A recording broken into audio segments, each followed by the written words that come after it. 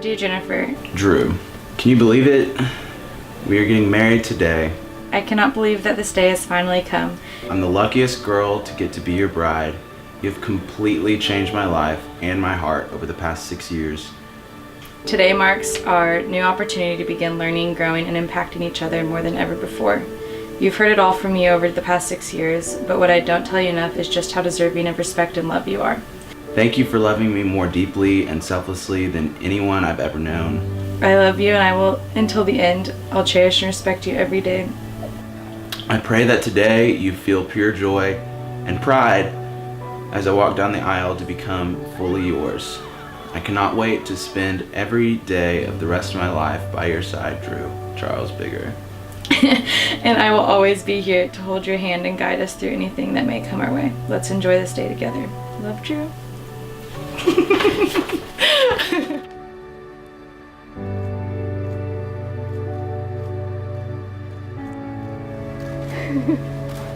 Hello. Hi. Oh my gosh. How are you? Can I hug you yet? Yes, lightly. Yes, lightly. You look incredible. Thank you. Can you believe it's happening? No. This dress is What do you think? amazing. It's quite the thing. I love this. This is perfect. And you look perfect. Thank you. I can't wait. I know. I'm honestly speechless. I'm usually not, but I'm honestly speechless. I love you. I love you too. And some things are loved because they're valuable, and some things are valuable because they're loved. And I thank God for this personally, because this is the kind of love that God has for all of us, for you two, for me, for all of us. It's the type of love that's necessary for marriage to work, but it's even more necessary for marriage to thrive. And God is love. And there's something in that love that is divine. There's all kinds of scriptures about love that cover a broad spectrum, but specifically in 1 John 4, God is talking about agape love. When he says that God is love, there is no fear in love. Perfect love casts out all fear. And most importantly, we love because he first loved us. It's the kind of love that creates value in the thing that's loved. It's unconditional and complete, that is not dependent on the character of the lover and not dependent on the performance of the loved one. It's a covenantal love that we're called to, and not a contractual love, a covenantal love. The covenant commitment you're making to each other is regardless of what comes, I'm doing this with you. No matter the storms, no matter the choices made, no matter the downs, I'm doing this with you. In the same way, there's nothing inherent about us that should make the God of the universe continue to love us. We're sinners, we've rejected, we've turned our back, and yet while we're still sinners, he sent Jesus Christ to this world to die on the cross so we could be forgiven. That love that inspired God to send his son, that love changes everything. Marriage is made up of people with fears and faults and inevitability of imperfection. And as you grow in your relationship, you'll recognize that neither one of you is even close to worthy of the love that you're going to receive and give one another. If you decide to love agape, self-sacrificial, unconditional, incredible love, God has plans to work in this marriage. Because your greatest legacy is not just tied up in the way that you love each other, but in the way you love others, and of course in the way that you love the Lord. And I believe that this is God's call in your life, that your marriage and your life would be defined by this agape love, and others would see it and recognize it for what it is, and praise the Lord for that love. A picture of the love that Christ has for me, has for you, and has for all of us. It's time to kiss your bride. You may.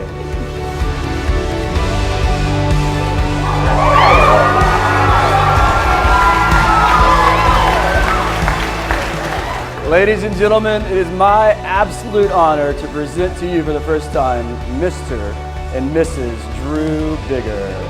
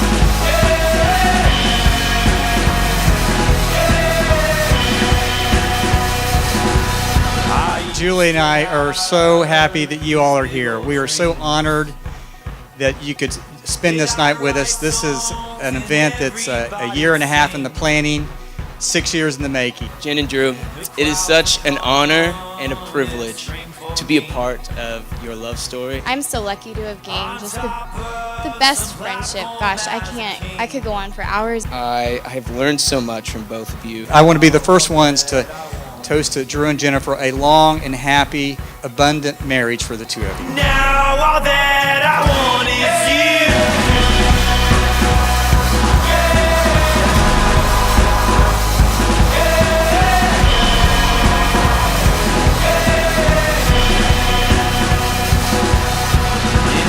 you. Through your and Jen's relationship, I've learned to be a better man, a better friend, a more caring person, and most importantly, a better follower of something bigger than myself. As a better follower of the Lord. You guys mean more than you know, and I can't wait to be celebrating you for 10, 15, 20, 30, 40, 50 plus years with you, and you guys are the best. So cheers to Jen and Drew. It really is an honor to call myself a friend to a couple like yourselves. So here's to a happy couple, to a great marriage. I love you guys, and I cannot wait to see what life has in store for you. Thank you, guys. Now all that I want